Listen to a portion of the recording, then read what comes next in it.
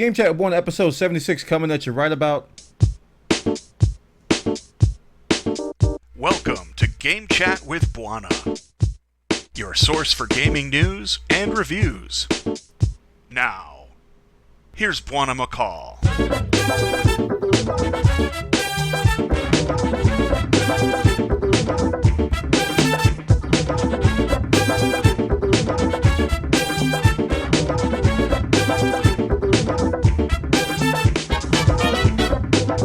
This is Game Chat Bwana. Game Chat Bwana episode 76 coming at you live at twitch.tv/Bwana, live.Bwana.tv. We do this every Saturday now. Yes, every Saturday at 3 p.m. Eastern. We're trying to be good. We're trying to be wonderful. We're trying to be Game Chat with Bwana because that's what we are. If we were anything else, we'd be called Game Chat with anything else. But we're not that. We're Game Chat with Bwana here at Game Chat with Bwana. What we do here at Game Chat with Bwana is that we talk about the last 7 days of gaming news. Last 7 days. And we try to find the best stories that are on the web. And we sift through our gaming RSS feeds and our Reddits and all of our great gaming news sources, and we try to find the best stories and we talk about them here. I flip-flopped the format a little bit. You'll notice there'll be a little bit of changes since probably the last time you saw Game Chat with Bwana, but at least we're getting the content out. That's my goal. We're trying to be consistent and get some stuff out there so you guys can be educated and entertained. Both words that do not exist but do have meaning. Ponder that thought for a few microseconds. Game Chat Bwana, we try to be fun, lighthearted, and we joke around and we talk about some semi-serious topics, and somehow we're all in a good mood when it's all said and done. Yes, Game Chat Bwana episode 76. So let's go ahead, without further ado, let's go ahead and get started, y'all. Yeah! Game Chat with Bwana would not be possible without the support of our corporate partners. Twitch.tv, Wirecast, YouTube, and 123 Systems. Thank you all for your support of Game Chat with Bwana. Yes, and for our first story, we are going to talk about the PlayStation 4. PlayStation 4 has been a topic of, I don't want to say controversy, but it's just been in the middle of a storm of all types of controversies. And it mainly has to do with Microsoft. I mean, you know, the whole Xbox One versus the PS4. And I've never seen the type of stuff happen that's been happening. And we're going to talk about it more as the show goes on. It's been tremendous, man, that so much shakeup has happened before a console even comes out. But the first story I want to talk about is the PlayStation 4 their latest announcement regarding their sharing capability. I think there was some concern about how much gameplay is actually recorded that you can share, because they have a feature where you can edit and publish footage. Like, say you do something really, really cool and you want to publish a YouTube video of that particular clip. And this is something that Xbox One is going to do as well. Well, you know, people want to know how much of that gameplay is going to be automatically recorded so that you can instantly save it. And the answer is, Sony came out and said that it will be 15 minutes. Because before, the wording was a few minutes and people didn't know what exactly the number was for that. So when you hit share on the DualShock 4, you can share these clips. Now, as this article points out, that it's going to depend on the game developer to possibly prevent you from doing certain segments, like, for example, spoilers or I don't know, things that may ruin the game for other people. I don't know if developers are going to really blot that kind of stuff out. Hopefully they'll have the capability of saying, okay, the first week of play, we don't want you posting spoilers to all the boss battles or something. After that, you can post whatever you want. But in essence, I like to put that kind of stuff on the onus of the viewer. If you don't want to see spoilers, don't go to YouTube searching for Last of Us gameplay and not expect to see spoilers. I mean, that's kind of the viewer's responsibility. Now, if you're doing a show like this one, like right now, where it's just general or I'm just talking about stuff, and all of a sudden I say Snape kills Dumbledore, and everybody goes, no, Bwana, no, and just drop spoilers like that, then I can understand. But if people go out looking at certain gameplay footage, and you're gonna get spoilers. So I don't want them to put that on the onus of the developers. It really should be on the onus of the viewer. Don't watch clips if you don't want spoilers.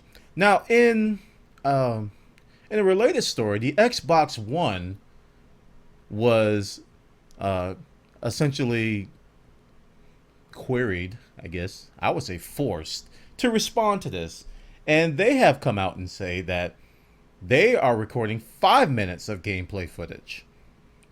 According to Ken Lopp, creative director at Microsoft Game Studios. Now, most of my game clips are probably between 5 to 10 minutes. So I can't really say I'm upset or even affected at any point about this, given my experiences. Now, you guys may go, Microsoft, I must have 10 minutes of game footage. If I don't have 10 minutes of game footage, clearly I'm going to miss the most important segments of my wonderful gameplay. My viewers will be very, very upset if you do not extend it. And given Microsoft's latest behavior, they might even change it.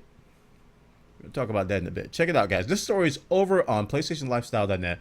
They got the details. PS4 records the last 15 minutes of gameplay, and it has been cleared up.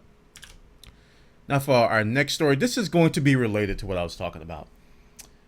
Xbox, and this is something that I have not seen in such a very, very long time. Microsoft has really, people call it a 180, that they've like changed their stance on things, but it's like they are just reacting to every little thing that we're complaining about, and it's kind of weird to see.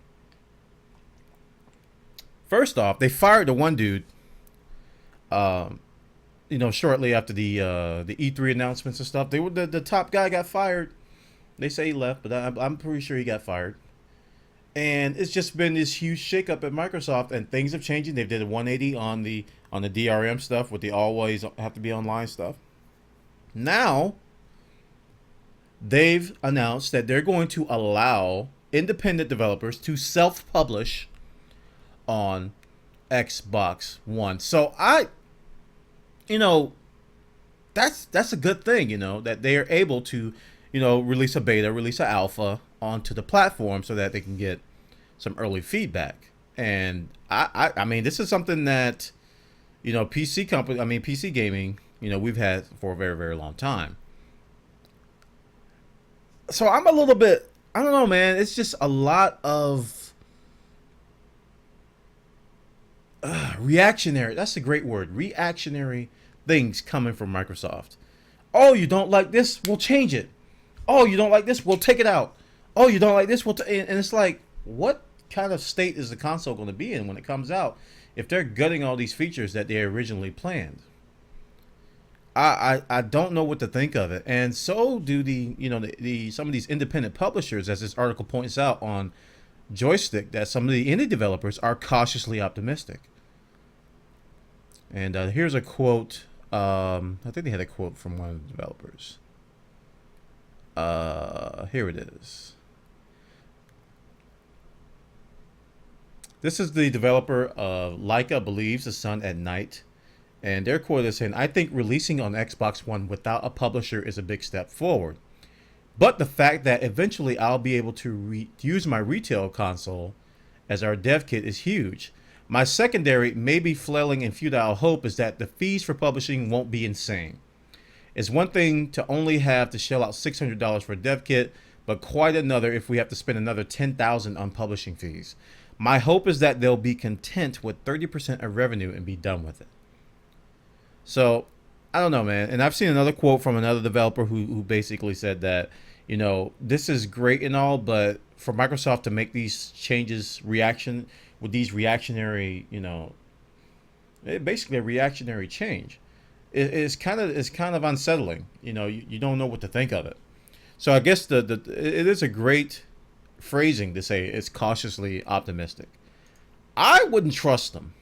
I um I don't know. I just wouldn't trust them, man. And here's another quote from Skullgirls. It says, "If the playing field is truly level now, then that's a great move on their part." And actually, that's not the quote I was looking for. This is Lab Zero Games. He says that the devil may be in the details here. This change is definitely encouraging, but I'll need to see the final details to really know one way or the other. This will largely come down to the revenue split and if it's the same for the publisher published titles. But things like the elimination of Microsoft content party policies would be factors too. So people are taking a wait and see approach, and I don't know, man. I wouldn't trust them if I were these developers. And there's a lot of quotes in this article. It's a great article by Joystick, which is why I chose it. Kind of lengthy, but this just goes to show, man. I have never seen this much type of activity before a console even came out. Microsoft, I think their Xbox One, if you go back and look at the original announcement versus what's being touted as being released today, I don't know if any consoles changed that much in a short amount of time. It's only been a couple of months, and the thing has already been like, oh man, I feel sorry for the developers of the thing. They're like, man, we got this stable, so why are you guys telling us to change everything? And you know, being in this type of field, software publishing and hardware publishing, and if you make too many changes so close to release, there's a high possibility of some bugs that could really cripple the console. I mean, just imagine if they gutted out all the DRM stuff, all the always online stuff, and they left a few components out, so that you know you'll be playing and then all of a sudden they'll say connect to the internet or this will stop or something stupid like that. Or it'll say, I cannot connect to Microsoft, report this error to the developer. You get some weird bugs like that. That's the type of stuff that will creep up and possibly cause issues when you make changes so close to release. And I think Microsoft needs to be really, really careful. But, like I said, the consoles are going through a huge, huge controversy wave right now. There's a huge microscope on everything Microsoft says about Xbox One and PS4, much more so than what we saw with the PS3 and Xbox 360. Meanwhile, Nintendo's sitting back going, well, at least we're making money on the DS because Wii U ain't really doing that well. That's probably going to change, hopefully for Nintendo. But this console war is turning out to be something of that we're not gonna forget this one anytime soon. Check it out, guys. Over on Joystick, Microsoft's latest sweep of changes have made the indie developers a little bit cautiously optimistic because things have just been going back and forth like crazy. Check it out.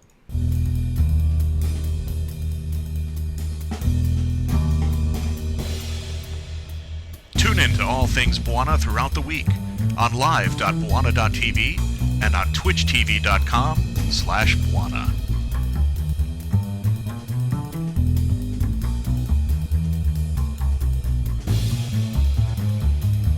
Okay, go on, next one.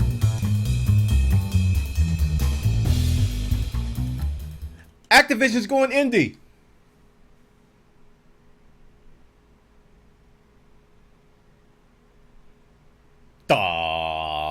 Activision has decided to go independent. Not independent in terms of lack of publisher, but they are now out of the realm of Vivendi Universal. They have bought out of this arrangement for $8 billion. $8 billion. Activision Blizzard has reached a deal to buy itself back from Vivendi for over $8 billion. After the split, Activision Blizzard will be an independent company again, with the majority of its shares owned by the public. Bobby Kotick will remain CEO, with Brian Kelly as chairman. Now, this is something that we saw coming, kind of. Even back before my hiatus, we were kind of talking about this, that Vivendi was looking for someone to buy Activision Blizzard. They were looking for somebody to take it over. And between that time, Vivendi they didn't find anybody that was, well, they probably found people, but they couldn't reach a deal. I guess that's the best way of wording it. So today, or I'm reporting today that Activision Blizzard had decided to buy out. Now this is kind of an expensive thing. It's going to be 5.83 billion in cash, so that's a big chunk of it right there. For 429 million shares, and on top of that, Kotick and Kelly, the chairman and CEO, are purchasing 172 million shares for 2.34 billion. So it's a lot of shares being traded, and lots of money. Lots of money. Here's a quote. Kotick says, "We should emerge even stronger, an independent company with the best-in-class franchise portfolio and the focus and flexibility to drive long-term shareholder values and expand our leadership position as one of the world's most important entertainment companies. The transactions announced today will allow us to take advantage of attractive financing markets and while we're still retaining more than $3 billion cash on hand." I'm just joking. Oh man, but I don't know, man. I guess I'm glad for Activision that they don't have to answer to Vivendi. Maybe we'll see less evil. Maybe we'll see less evil. I don't know. But I'm not holding my breath. Let's just say I'm cautiously optimistic about the whole affair. That's a lot of money, though. But we won't see anything in the short term, that's for sure. But long term, 3-4 years from now, we may see some changes. Now, one other note is that recently Blizzard announced that World of Warcraft is now down to a measly 7 million subscribers. Man, the sky is falling. God. 7 million subscribers. And still number one, though, by a long shot. I mean, a lot of MMO guys would definitely want to have those numbers. But I don't know. I don't foresee any immediate changes. But the WoW announcement, people are saying the sky is falling. But I don't agree with that. But maybe 4 to 5 years from now, we may see some less evil practices. That's my optimistic approach. But my pessimistic side, which is the dominating side, will probably say that Kotick will become even more evil and probably release, DLC for bullets for Call of Duty, where you have 10,000 bullets when you buy Call of Duty, and if you want to reload, that's going to be $2.50. So the entire matches will be people running around with knives, and the rich people will have bullets. Yes. Yes. Yes. Think about that one for a few seconds. Activision buys itself back from Vivendi, guys. Check it out over on joystick.com. They got the details. We'll see how the evil progresses. Now, speaking of evil, EA was voted the most evil company on the planet by some poll thing.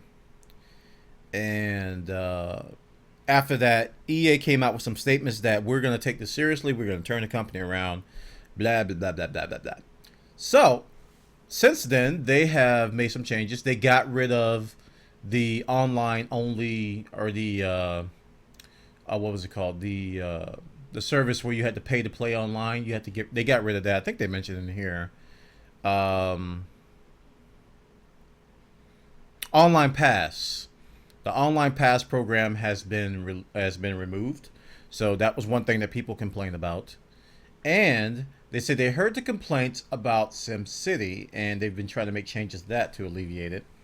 But in a surprising announcement, they are announcing that The Sims 4 will be completely offline and be able to play it offline as it should be. Here's the quote. He says, "We take it very seriously and we want to see it change." This is answering how do you feel about EA being voted the worst company in America. "In the last few months, we have started making changes to the business practices that gamers clearly don't like. In the spring, we dropped our online pass program for consoles, both next generation and current generation. We listened to the feedback on SimCity and decided that The Sims 4 will be built as a single-player offline experience. We announced some new intellectual properties at E3, and will unveil more games in the months ahead." So all is forgiven?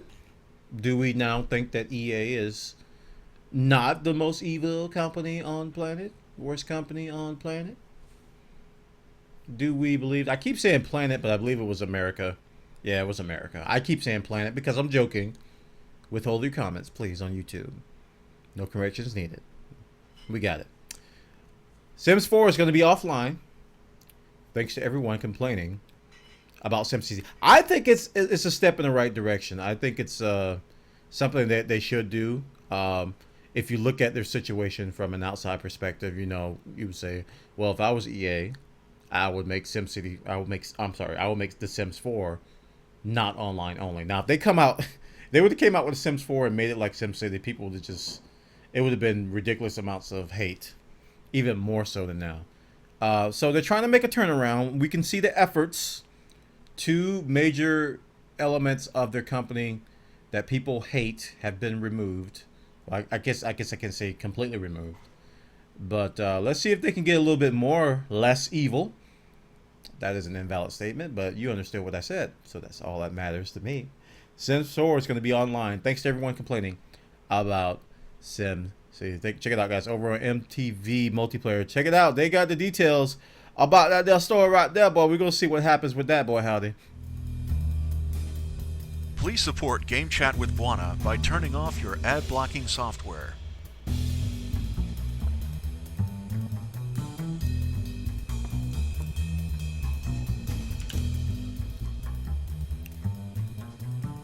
Let's talk about Dota 2.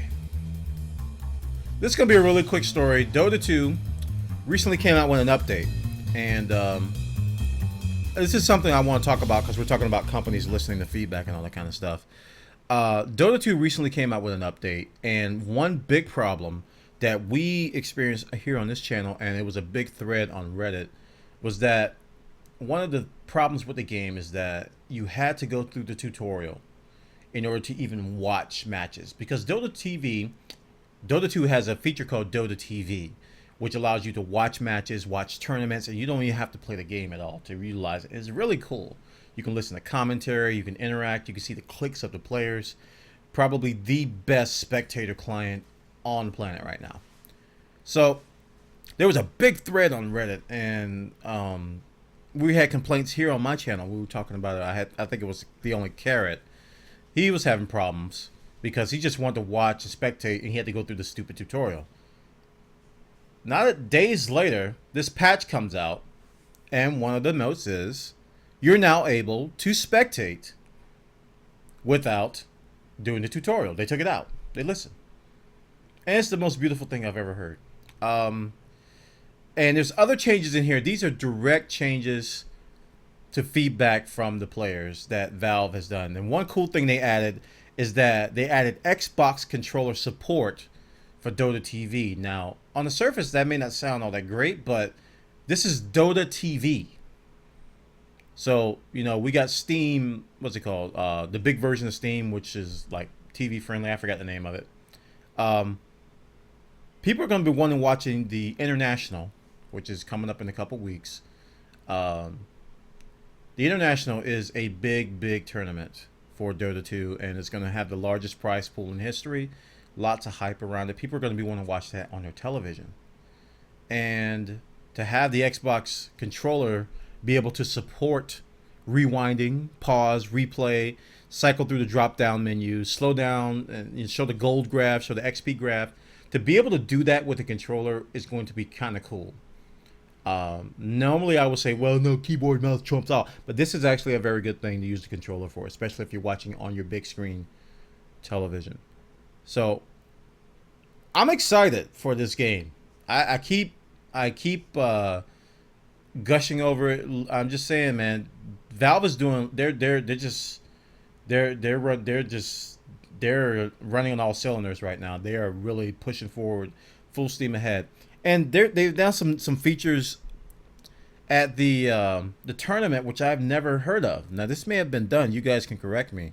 But the players at Dota 2, you know how when you go to a video game tournament, they have to go to the machines, they have to set up their keyboard and mouse, they have to get their settings right, and it takes a long time. What they're going to do at the International is that they've given the players SSD drives. And when they go up to the machine, all they have to do, this SSD drive is going to be preloaded with Dota 2 with their custom configurations and settings.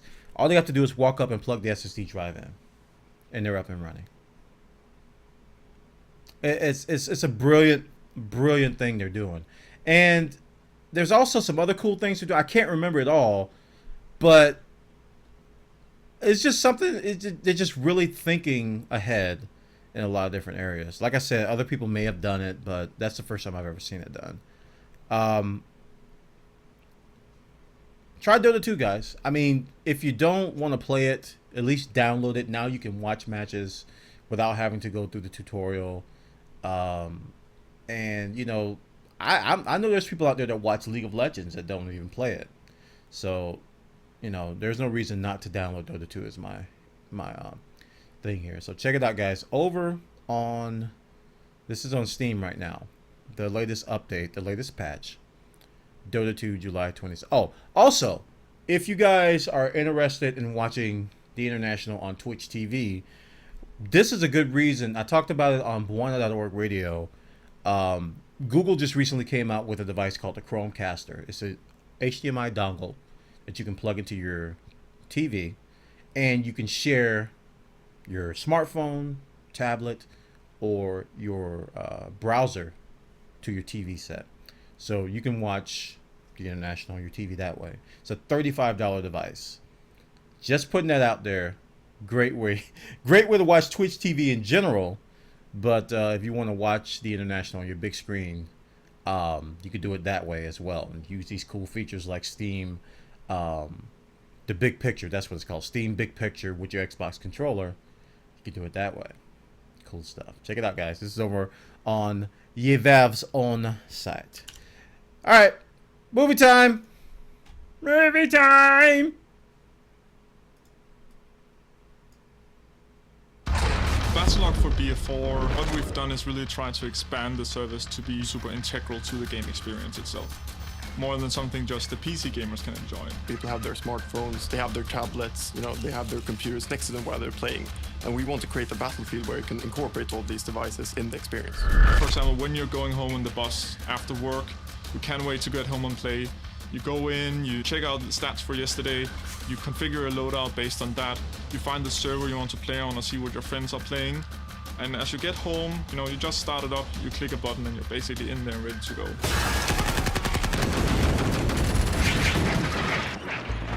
You can actually use these devices and connect them to the game client while you're playing. And you can actually use your tablet as a second screen. And you can use that as a mini-map in-game so you can see what your squad members are doing. And you can set attack points on that tablet, which will reflect in real time back to the game.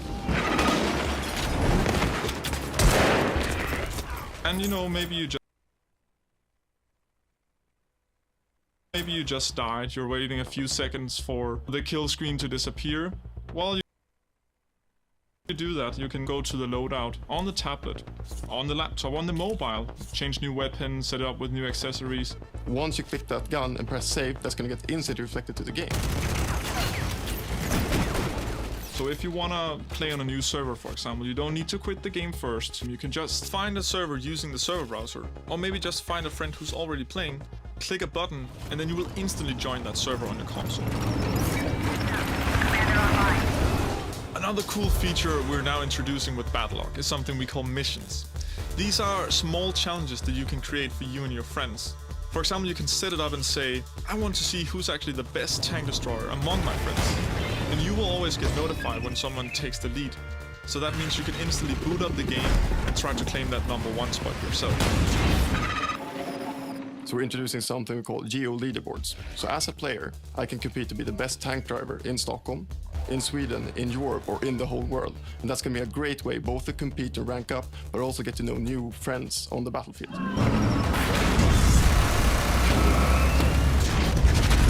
There's no doubt that the new technology with next generation platforms has allowed us to do a lot more. With Battlelog, we'll get a deeper, a richer Battlefield 4 experience.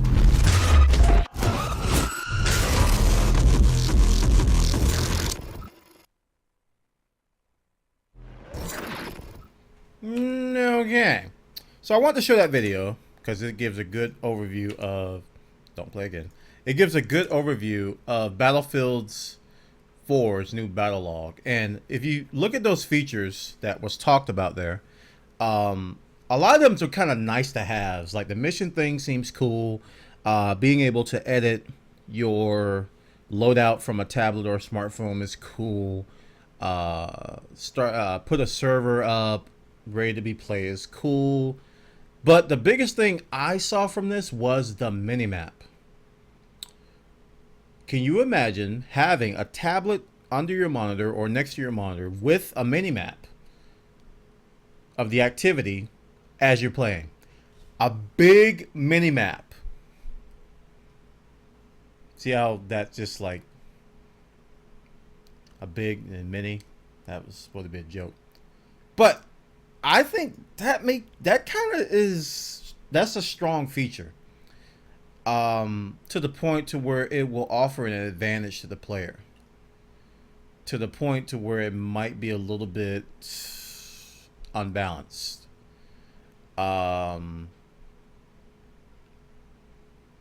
the minimap is an important feature, and if you saw the how big that minimap was on that tablet that they showed, it might give the player an advantage. Just saying. Might be a little bit too good, but everything else seems like nice to have. So, when I saw the minimap, that was the thing that really caught my attention. That's going to be a cool feature. I'm gonna use that, but I just fear it might be a little bit too strong. We'll see. We will see. I mean, just think about it. What if somebody came out with a mod or a hack that allowed you to use a second monitor as a minimap in Battlefield 3, and only certain people had it? Hey. Let me see. Let me see. Alright, guys. Check it out. You can watch the video yourselves. Check out the new Battlelog features. I gotta say, they're good. They're good features. And I'm glad they're kind of like... They're like companion apps. And a lot of companies are doing this with the smartphones and tablets. They're making these companion apps. And we've seen some PS4... the Vita has a companion... Almost like a companion thing for games as well. It's nice to have. I mean, I don't knock them. They're not bad things, but they're nice things to have. Now, the commander stuff on the tablet, I think is going to be cool. Actually, being able to control some of the commander features from the tablet, I think is going to be a really, really good thing. That's just my opinion, though, because I like tablets and I like smartphones. But this is Battlefield 4. The graphics in that trailer actually look better than what I remember. And I looked at some of the animations of the guns and people shooting and stuff. I'm like, wow, that looks a little bit better than what I remember from the alpha version they had at E3. So it looks a lot more cleaner. So it looks like the game's coming together. I am gonna buy it. You know, you guys may have heard me talk about you guys have maybe heard me talk about how I think Battlefield 4 looks like Battlefield 3 DLC with different guns and new maps. And I still kind of feel that way, but that gave me a little bit of confidence that the game is actually going to be maybe a little bit better than I think it's going to be. But it does remind me of Battlefield 3 DLC. Or I guess the better word I should say, not DLC, but expansion. Because I come from the world of Battlefield 2 and Battlefield 1942, where we got expansions. We paid like $30-$40 for new maps, new weapons, new features. Who remembers the zip line? I think it was Battlefield 2 Euro Forces. It brought the zip line. You know, that's the kind of stuff it reminded me of. So check it out, guys. This article's over on Escapist. But the video's up on YouTube. Battlefield 4. Battlefield 4. Some cool stuff coming with Battlelog. Check it out. And that concludes all of our stories for episode 76 of Bwana.org. Game Chat with Radio. Bwana.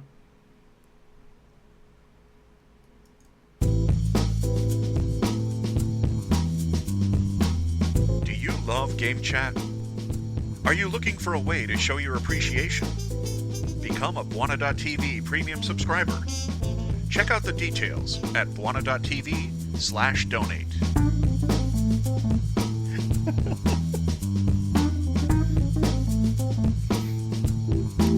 Woo, boy. I got a little bit mixed up there. Whoops, wrong one. I got a little bit mixed up there, but we're not Bwana.org radio here. We're Game Chat. I just recorded Bwana.org radio. Seems like yesterday, but it wasn't. But I want to thank everybody for coming by. This is Game Chat Board episode 76. Please follow me on YouTube at youtube.com/ILBuffa. Check me out at Bwana.tv. That's the main site for this podcast. Also, follow my live stream at twitch.tv/Bwana or live.Bwana.tv. I got to fix live.Bwana.tv. I think there's some issues with some of the latest API changes, so we'll get that fixed up. And those of you who visit that site, some people gave me some feedback, and we'll try to get it fixed up. But you can follow me at twitch.tv/Bwana. We record these shows here, my technological technology show. Bwana.org radio is recorded here. We do it behind the scenes, and we also record Game Chat with Bwana here live at twitch.tv/Bwana. And I'm trying to think if there's anything coming up.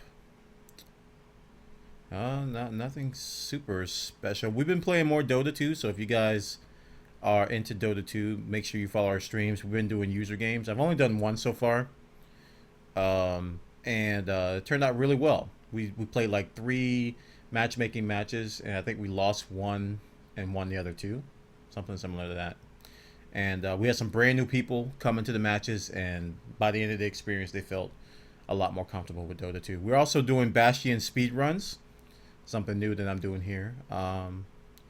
And we're doing some practice runs and having fun with that. So you can follow those things on our stream at twitch.tv/Bwana. All right, guys, that concludes episode 76 of Game Chat with Bwana. And I will see you all next time. Everybody have a great time, great week. I'm going to get my brain washed in some detergent so that I can know which show I'm doing. You guys have a great day. Take care. Bye-bye.